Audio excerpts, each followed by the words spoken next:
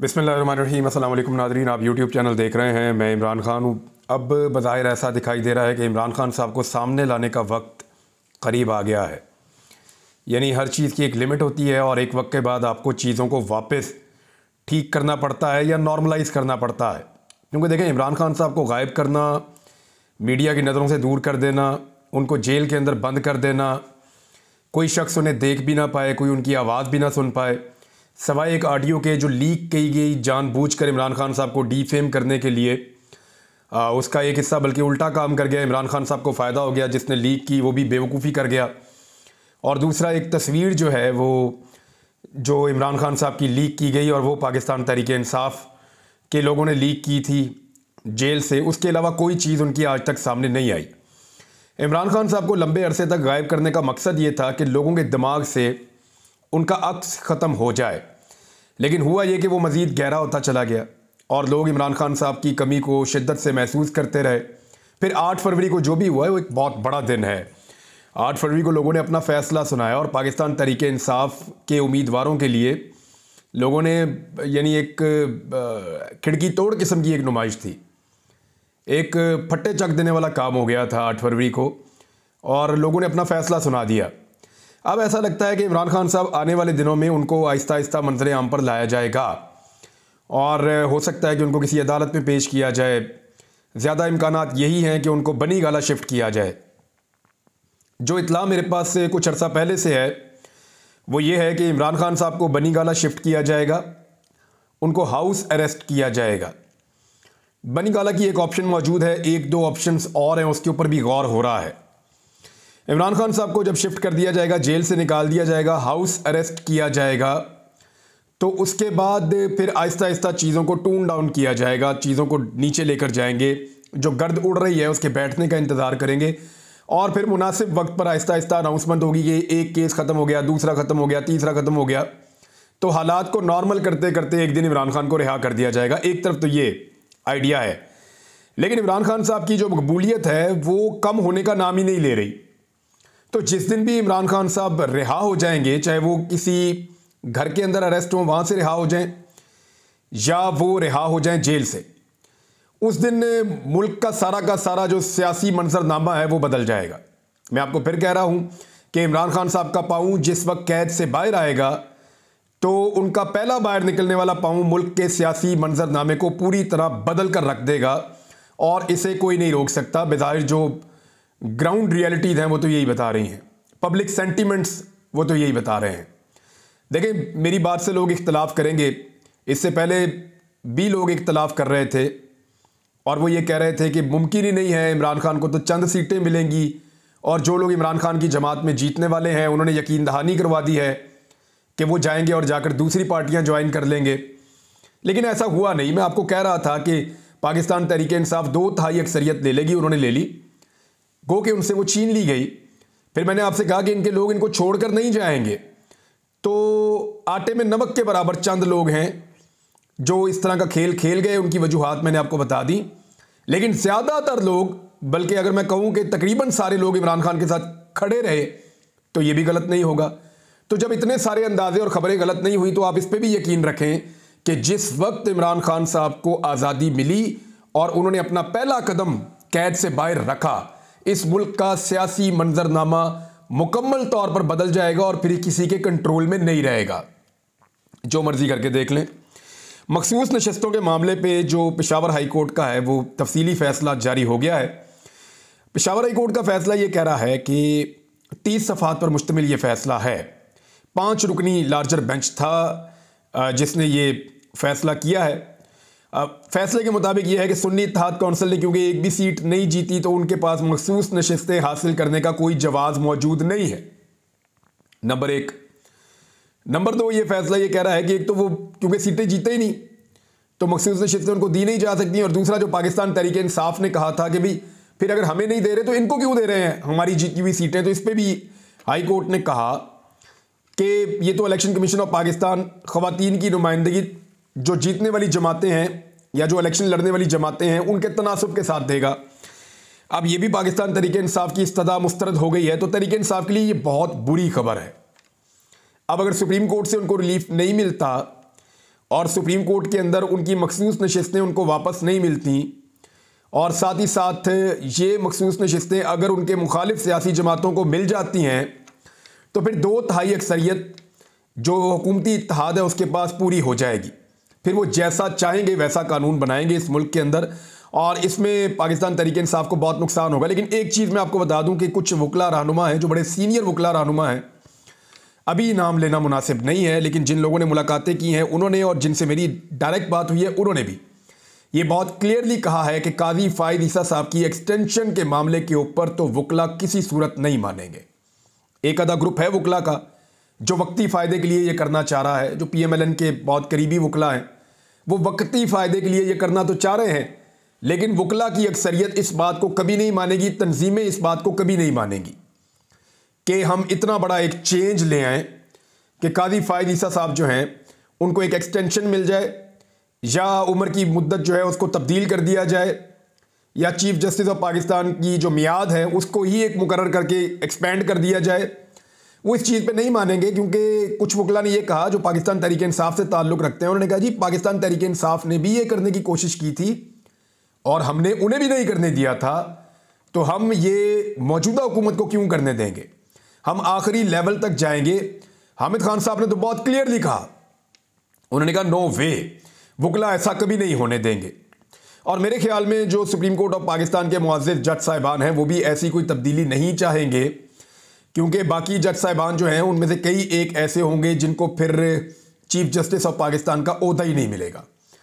तो ये एक मुश्किल काम है, लेकिन अगर ये हुकूमत ये कर गुजरती है तो फिर पाकिस्तान तहरीक इंसाफ अगले कई सालों के लिए इस बात को अपने दिमाग में रख ले कि उनको दीवार के साथ लगाने का सिलसिला जारी रहेगा और फिर अदालत से उनको रिलीफ नहीं मिलेगा। पाकिस्तान तहरीक इंसाफ की हिकमत अमली इन मामलात में कमज़ोर है। जो सीटें उनसे छीनी जा रही हैं, मैंने आपको पहले भी कहा, इस पर वो कुछ कर ही नहीं पा रहे और कुछ कर भी नहीं रहे, हत्ता के प्रेस कॉन्फ्रेंस तक नहीं करते, इकट्ठे होकर बैठते नहीं हैं, असेंबली में आवाज़ नहीं उठाते, किसी अदालत में जाकर आवाज़ नहीं उठाते, 10-15 बड़े वकील लेकर अदालतों में पेश नहीं हो जाते, हर जगह के ऊपर जाके हर फोरम को इस्तेमाल नहीं करते, एहतजाज नहीं करते, जहाँ पे ये रिकाउंटिंग हो रही है वहाँ पे अपनी पार्टी को मोबिलाइज और चैनलाइज नहीं करते, कोई काम नहीं करते, उम्मीदवारों को अकेला छोड़ देते हैं।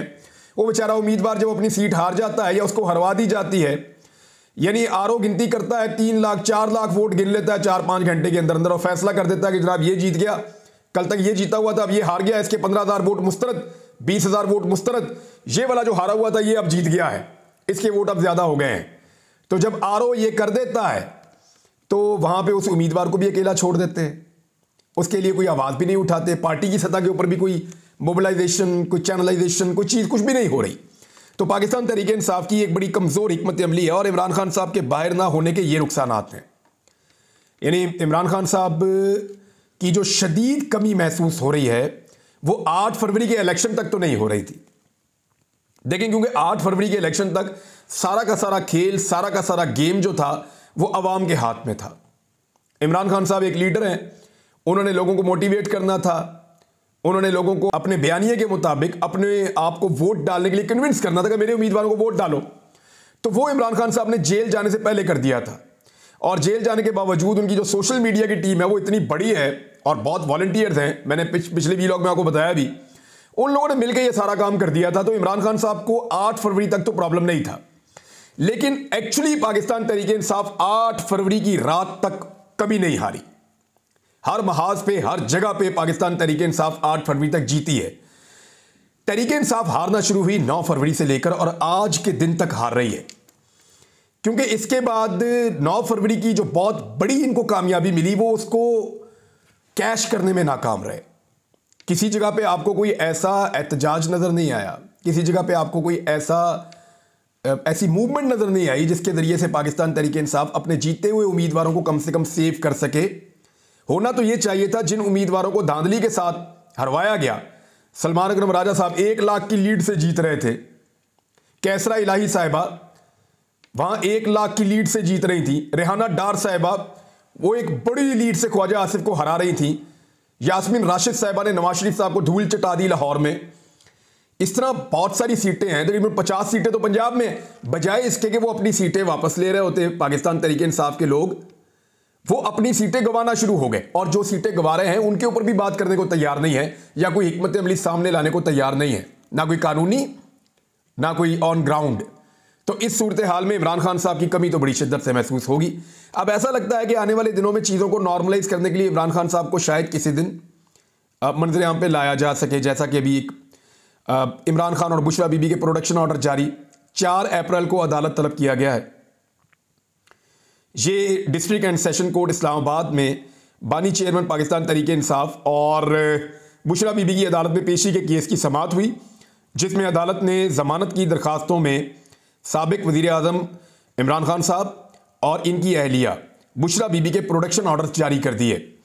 अब ये चीज़ें बता रही हैं कि बहुत जल्दी नहीं होगा, लेकिन आने वाले दिनों में इमरान खान साहब किसी दिन आपको नजर आएंगे और ये चेक किया जाएगा कि कितने लोग निकलकर इमरान खान साहब अगर बाहर आते हैं या किसी अदालत में उनको लाया जाता है तो कितने बड़े पैमाने पर लोग निकलकर रुख करते हैं उस अदालत का, और कैसे लोग निकलकर इमरान खान को वेलकम करते हैं या उनको देखने के लिए आते हैं। तो ये एक बड़ा सवाल है। साइफर के मामले में एक खबर है, वो मैं आपके साथ शेयर कर देता हूं, और वो भी हाई कोर्ट से है। यहां पाकिस्तान तहरीक इंसाफ के लिए अब अदालतों से खबरें उतनी बुरी नहीं हैं जितनी माजी में बुरी हुआ करती थी। यानी इस्लामाबाद हाई कोर्ट ये कह रही है कि किसी को पता ही नहीं है कि साइफर का मतन क्या है या उसके अंदर लिखा हुआ क्या है, लेकिन सब कह रहे हैं कि दुश्मन को फायदा हो गया। जब पता ही नहीं है कि उसमें लिखा क्या है तो दुश्मन को फायदा कैसे हो गया। यानी शाह महमूद कुरैशी साहब की और इमरान खान साहब की अपील के ऊपर समाअत हुई।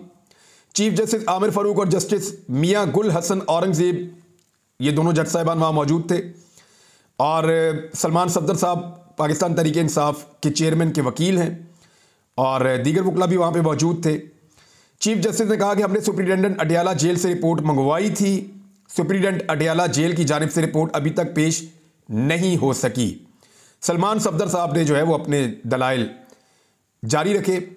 उन्होंने कहा कि साइफर ऑफिस 24 घंटे काम करता है, साइफर बजरिया ईमेल मौसूल हुआ।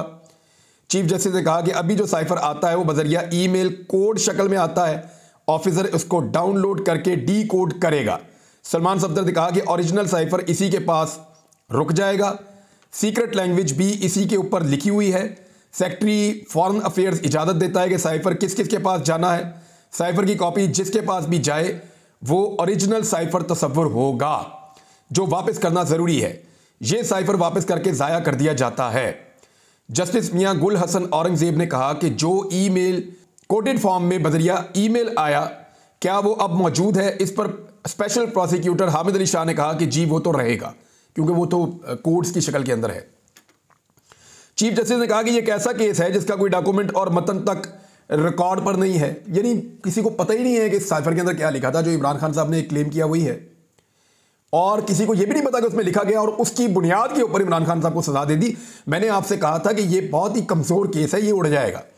अब अगर अदालत यहाँ पे इंसाफ देती है तो ये सारे जितने भी रिमार्क्स हैं इनको पढ़ने के बाद, और बहुत सारी डिटेल्स हैं आपने मुख्तलिफ खबरों में देखी होगी, लेकिन लुब्बे लुबाब उसका ये है कि साइफर का जो केस है वो उड़ने जा रहा है, वो फारिग हो जाएगा, उसके अंदर कुछ नहीं बचेगा।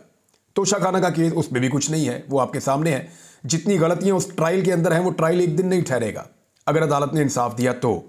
और एक मज़ायका केस जो है वो तो जजेस हंसेंगे और कुछ नहीं करेंगे जब भी कभी वो निकाह नामे वाला केस आएगा, और वो केस तो मुझे लगता है कि लगाना भी तौहीन है अदालत की, उसको तो फ़ौरन उड़ा देना चाहिए।